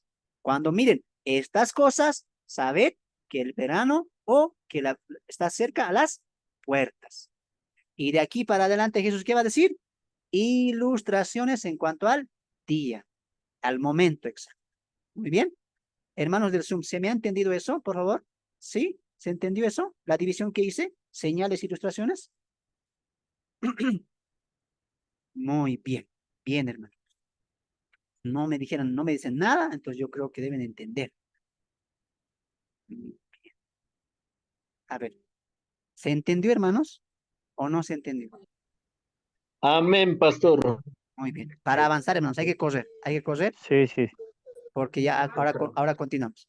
Ahora, entonces, pasamos a las ilustraciones. Muy bien, pasamos a las ilustraciones. Pasamos a las ilustraciones. Hay una pregunta, hermano. Alguien levantó la mano. Sí, tenemos que correr, hermanita. Preguntas al final. Ya di un tiempo para que puedan preguntar. Avanzamos. Ya, ilustraciones. Señales e ilustraciones del fin. Inciso C. Ante estas preguntas, Jesús nos mostrará las señales, perdón, ante estas preguntas, Jesús mostrará o muestra las señales y posteriormente usará algunas ilustraciones para referirse a este tiempo de juicio. ¿No es cierto? Muy bien. No, esto ya lo vimos. Ya vimos esto. Ah, ya, acá está. Repetir la diapositiva, perdón. Ilustraciones del tiempo del fin. Acá está. Ilustraciones del tiempo del fin. Estas ilustraciones van a ser usadas por Jesús en el contexto específico del día y la hora. Como tiempo cronos, en cuanto a su venida, el punto central es nadie sabe del día y la hora, a diferencia de las señales que serán visibles. Muy bien, entonces escuche esta parte, ¿ya? Jesús ahora va a tocar el tiempo exacto, el tiempo cronos. que viene, de ahí viene nuestra palabra cronología. Muy bien. Entonces Jesús va a decir, de ese tiempo cronológico, del cuándo y qué día va a ser, ahí sí, ahí ustedes no van a saber. ¿Por qué Jesús? Porque nadie sabe del día y la hora. A ustedes ya les he dicho lo que sí van a saber, lo que sí van a ver, las señales. Así que acompáñenme al capítulo 24, verso 36. Pero, ahí Jesús dice, va a hablar en cuanto al día y la hora, pero del día y la hora nadie sabe, ni aun los ángeles de los cielos, sino solo mi Padre. Entonces Jesús ya no está hablando de las señales, Jesús va a empezar a hablar del día y la hora. Y lo que Jesús quiere enseñar a los discípulos, ¿qué es? Que del día y de la hora nadie sabe. Y para enseñar este principio va a utilizar ilustraciones. Muy bien. Ilustración número 1, la ilustración de los días de Noé. La ilustración de las dos mujeres, la ilustración de las dos mujeres, la ilustración de las dos mujeres, mis disculpas ahí. La ilustración del padre de familia, ahí lo voy a colocar todo para que anoten, ahí anoten ya. Pueden anotar. Anoten, anoten, enseguida explico. Muy bien, ahora sí. Está utilizando ilustraciones, ¿no? Ilustración de los días de Noé, ilustración de las dos mujeres, ilustración del padre de familia, ilustración de los dos siervos, ilustración de las 10 vírgenes y la ilustración de los talentos. Muy bien, ponga mucha atención. Hoy en día, muchos cristianos, incluso pastores, interpretan equivocadamente la ilustración de la porción de que Jesús habla de Noé. Y dicen, como en los días de Noé, así estaban casándose y dando en casamiento. Y dicen, así estamos hoy en día, la gente se está casando, si uno quiere malo tiene que casarse. Ese contexto está en otro contexto está ahora. Jesús no quiere hablar en el sentido moral. Jesús no quiere enseñar, así estaba la generación de Noé, así estará la generación. No quiere enseñar eso. Recuerda que aquí está utilizando ilustración y te lo voy a demostrar, pero vamos con calma. Otro, ¿cómo interpretan la ilustración de las dos mujeres? Una mujer está en un molino, dos mujeres están, una será tomada, otra será dejada. Estarán en el campo, uno será tomado, otro será dejado. ¿Cómo han interpretado? Ahí está hablando del arrebatamiento. ¿No es cierto? Uno será arrebatado, el otro será dejado. ¿No es cierto? Y por culpa de eso, ¿qué sale? Hermano, algunos cristianos se van a quedar en la tribulación. Porque Mateo 24 dice, uno será tomado, otro será dejado. ¿Ve? No, no está hablando Jesús del arrebatamiento. No hay nada aquí para la iglesia. Todo es un contexto judío. Solamente está utilizando la ilustración para ir al punto. Enseguida entramos a eso. Otro, la ilustración de las 10 vírgenes. Esta parábola se ha utilizado para decir, en la iglesia hay 5 insensatas y también hay 5 prudentes. Estamos como en las 10 vírgenes, hermano, en la iglesia. ¿No es cierto? Otros están durmiendo, otros, todos duermen y otros tienen el aceite que es el Espíritu Santo, muchos no tienen. Mala interpretación. Si usted gusta también, tengo en el canal toda la prédica de la parábola de las 10 vírgenes y los talentos. Muy bien, ya lo tenemos ahí bien estructurado, bien profundizado, ahí en su contexto, bajo sus textos también guía. Muy bien, pero aquí vamos a ir contundentemente, como quien dice, al grano. Muy bien, así que abre tu Biblia ahí. Voy a cortar y vamos a la Biblia. Muy bien, voy a demostrar que estos son ilustraciones. Jesús no está contando, saquen doctrina de la parábola de las 10 vírgenes, saquen doctrina de las dos mujeres que una es tomada, una dejada. No, Jesús está utilizando ilustraciones, como lo utilizó con la higuera. Hermanos, por favor, sigamos el contexto. Ahora, mira aquí, ahora sí vamos. 37. 37. Mira acá. Jesús va a utilizar, este es el punto de Jesús. Esto quiere enseñar Jesús. Esto es lo que quiere enseñar Jesús. Este es el punto. del día y de la hora, nadie sabe. Ese es el punto de Jesús. Para enseñar este punto, amados hermanos, amadas hermanas, va a utilizar ilustraciones. Primera ilustración, los días de Noé. Muy bien. Ahora, ¿cómo sé que es ilustraciones? Porque mira cómo va a acabar cada ilustración. La ilustración del día como en los días del Noé, ¿cómo acaba? Subrayen sus Biblias. Así será la venida del Hijo del Hombre.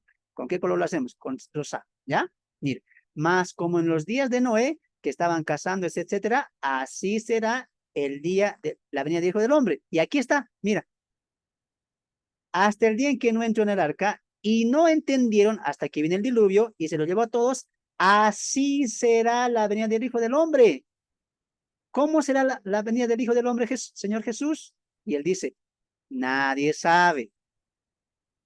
Será sorpresivo.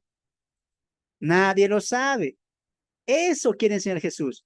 Cuando ellos entraron, cuando vino el diluvio, ¿sabían ellos qué día iba a llegar? No. Así será la venida del Hijo del Hombre, dice Jesús. Muy bien. Segunda ilustración. Verso 40. Entonces estarán dos en el campo, uno será tomado y otro será dejado. Dos mujeres estarán en el molino, en un molino, la una será tomada, la otra será dejada. ¿A dónde quiere llegar Jesús? Velad pues, ahí está otra vez, mira, porque no sabéis la hora en que ha de venir vuestro Señor. ¿Sencillo o no sencillo, amados hermanos? ¿Qué quiere enseñar Jesús? Esto. No saben la hora que ha de venir. Este principio Jesús quiere enseñar. Muy bien, sigamos. Tercera ilustración, verso 43. Verso 43. Pero sabe de esto, mira la ilustración del padre de familia, que si el padre de familia supiese a qué hora el ladrón habría de venir, velaría y no dejaría minar su casa. Por tanto, también vosotros estad preparados. Mira, otra vez, porque el Hijo del Hombre vendrá a la hora que no penséis. ¿Nota usted, amado hermano, que Jesús está siguiendo una línea o Jesús está partiendo las ilustraciones? No, Jesús está utilizando ilustraciones y el mismo punto continúa. Vamos a otra ilustración. Muy bien, vamos a la otra ilustración. 46. Bienaventurado aquel siervo cuando su señor venga y lo halla así. De cierto os digo que sobre todos sus bienes lo pondrá. Pero si aquel siervo malo dijera en su corazón, mi señor tarda en venir y comenzar a golpear, etcétera, etcétera. 50. Vendrá el señor de aquel siervo, ahí está, a la hora que no sabe. Hermano, esto es ver el texto en su contexto. Ahora, vamos al capítulo 25. Muy bien, capítulo 25. Y Jesús no va a hablar de otro tema, menos va a hablar de la iglesia. No entiendo por qué aplican esto a la iglesia. No tiene nada que ver. Muy bien. Mire, entonces el reino de los cielos será semejante a 10 vírgenes. Tú ya sabes la historia, pero vamos acá. Mira, después vinieron las otras vírgenes diciendo, Señor, Señor, ábrenos. Mas él respondió, dijo, de cierto os digo que no os conozco. Ahora, aquí está la clave. ¿Por qué Jesús habla la palabra de las 10 vírgenes? Velad, porque no sabéis a qué hora ha de venir el Hijo del Hombre. ¿Es sencillo o no es sencillo, hermanos, cuando seguimos el contexto? Jesús quería enseñar hartas cosas, diferentes cosas. La situación moral del pueblo con la ilustración de Noé, no. Jesús quería enseñar del arrebatamiento con la enseñanza de las dos mujeres en un molino, no. Jesús quiere enseñar que hay en la iglesia prudentes e insensatas, no. Jesús está utilizando ilustraciones para demostrar que del día y de la hora nadie sabe.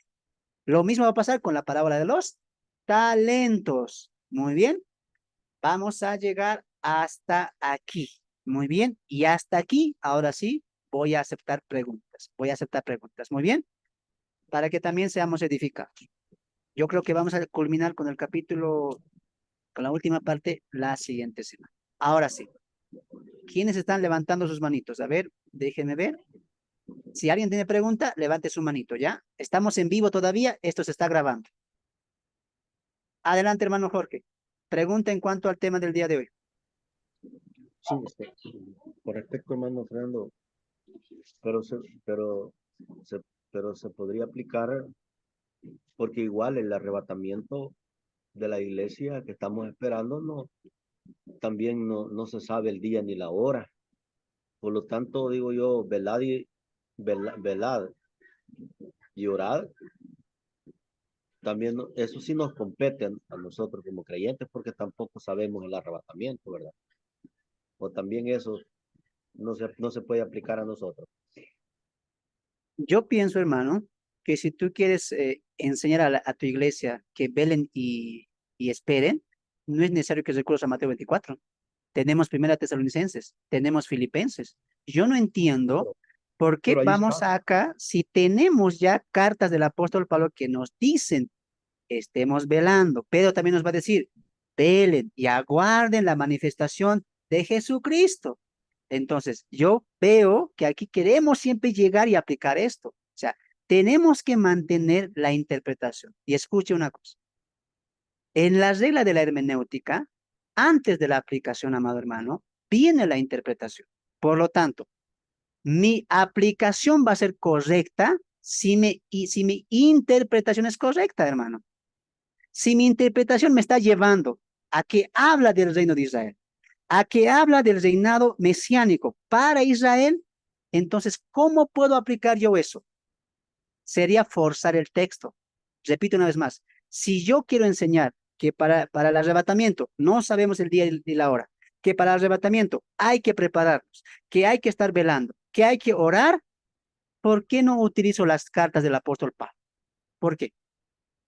Si tenemos ya contextos bíblicos que él sí le habla a la iglesia. Repito una vez más, una correcta aplicación viene de una correcta interpretación. No, pero mi pregunta era si siempre hay que velar, ¿verdad? Siempre hay que velar y orar, porque eso sí va. Porque el arrebatamiento no lo sabemos, Exacto. ¿verdad? Muy bien. Muy bien. Sí, exacto. Lo mismo, el hermano tiene razón. Del arrebatamiento, menos sabemos del día y la hora. No lo sabemos. No sabemos cuándo Jesús vendrá. Pablo, ¿qué nos ordena? Velen, oren y aguarden la manifestación del día glorioso de Jesucristo. Entonces hay que ver también eso, es muy cierto. No sabemos ni el día y la hora, ni la segunda venida. Ahora, antes de que alguien pregunte también, no sé si alguien levante la mano, ahí me marca Marco Vera, quiero que entiendan lo siguiente. Para el arrebatamiento, eso por eso digo, hermano, no utilicemos esto, hermano. ¿Sabes por qué? Porque aquí también hay señales. Cuando utilizamos esto para llevarlo a la iglesia y hablar del arrebatamiento, entonces forzosamente tenemos que aplicar todo Mateo 24. Y Mateo 24 sí habla de señales. Si yo digo, aquí está el arrebatamiento, podemos enseñarlo, pero también aquí dice, habrá señales, pestes, hambres, terremotos. Y por culpa de interpretar esto como el arrebatamiento para la iglesia, hemos absorbido ¿qué cosa? Mateo 24:3, 4 para adelante. Las señales, guerras, rumores de guerras, pestes, y hoy en día, ¿qué se predica? Hermanos, estamos mirando las señales, se está cumpliendo, la ciencia aumentará, rumores de guerra, pestes, el COVID, Rusia contra Ucrania. ¿Esos son las señales que está hablando Jesús? No. Si sacamos de esta ecuación a la iglesia y el arrebatamiento, ¿qué estamos enseñando según ya bajo las bases doctrinales de Pablo? No hay señal para el arrebatamiento. No hay señal. No hay señal para el arrebatamiento. Las señales son para la venida de Jesús, la segunda venida. Repito una vez más. No saque de acá doctrina para la iglesia. Si usted quiere hablar de la iglesia, hable con las cartas del apóstol Pablo. Él enseña correctamente del arrebatamiento, del día y la hora, de velar, de estar constantes, de predicar. Nos habla Pablo ya. Aquí habla un contexto de segunda venida, de Jesús volviendo a la tierra. Para eso sí hay señales, pero para el arrebatamiento no hay señales. Puede pasar hoy, mañana, de aquí un día, de aquí a un mes, de aquí a 5, 10, 15, 20, no lo sabemos porque no hay señales para el arrebatamiento. Hermanito Marco Mer, adelante. Bendiciones, amado hermano Fernando, y con todos, ¿no? Excelente noche.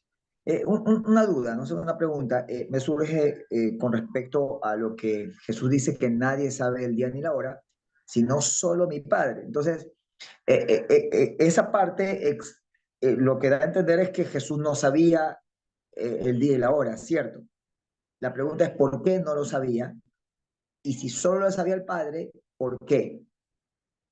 ¿Me explico? Sí, sí, entiendo, hermanito. Ya, y si dice que solo el Padre.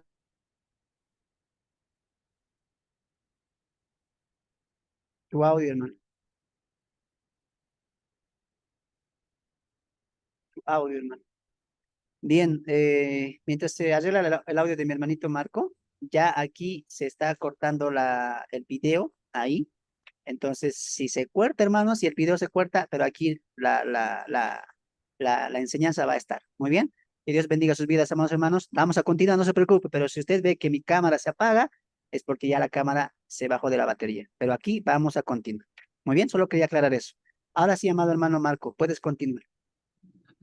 Ya, esa es mi pregunta. O sea, que Jesús dice que nadie sabe el día ni la hora, sino solo mi Padre. Entonces, eso es lo que da a entender